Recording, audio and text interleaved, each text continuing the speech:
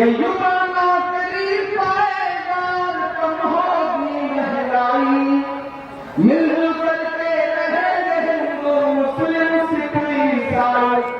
कि gas cylinder महंगा है, गैस सिलेंडर महंगा है, अब ना उबलेगी चाय, मोदी जी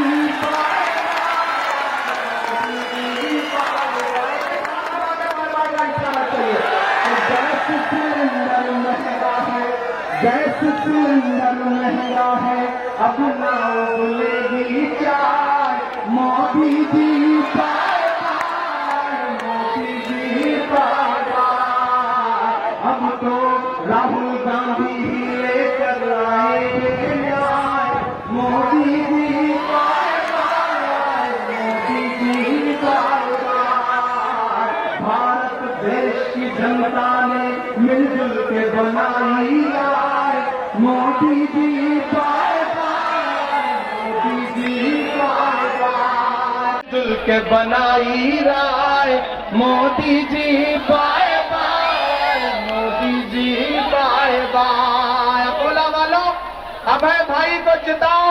मैं अपना दामन फैला करके आपसे ये बात कह रहा हूं। मैं वादा करता हूं कि 4 जून को रिजल्ट आएगा, उसके बाद फिर से आपका शुक्रिया अदा करने अकोला आऊंगा।